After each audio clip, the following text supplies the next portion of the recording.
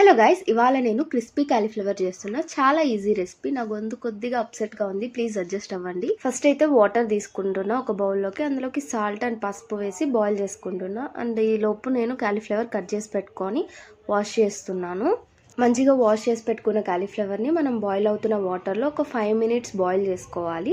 Boil చేసుకున్న తర్వాత తీసి పక్కన పెట్టుకుంటున్నా. ఇక్కడ తర్వాత ఒక గిన్నె తీసుకుని అందులోకి తగినంత సాల్ట్, కారం అండ్ చిటికెడు పసుపు, 1/2 tablespoon ధనియాల పొడి, 1/2 tablespoon గరం మసాలా, ఇంకా 1/2 tablespoon అల్లం వెల్లుల్లి పేస్ట్ వేస్తున్నా. 4 spoons కార్న్ఫ్లోర్ వేస్తున్నా. అలానే ఒక 2 spoons బియ్యం పిండి వేస్తున్నా. బియ్యం పిండి వేయడం వల్ల మనకి క్రిస్పీగా ఉంటుంది అనమాట. కొంచెం వాటర్ వేసుకుంటూ మిక్స్ చేసుకొని మనం బాయిల్ చేసి పెట్టుకున్న కాలీఫ్లవర్ ఉంటుంది కదా, అది మొత్తం వేసుకొని ఆయిల్లో డీప్ ఫ్రై చేసుకోవాలి. గోల్డెన్ రెడ్ కలర్ వచ్చిన తర్వాత తీసుకొని సర్వ్ చేసేయచ్చు. చాలా ఈజీగా ఉంది కదా, మీరు కూడా తప్పకుండా ట్రై చేయండి.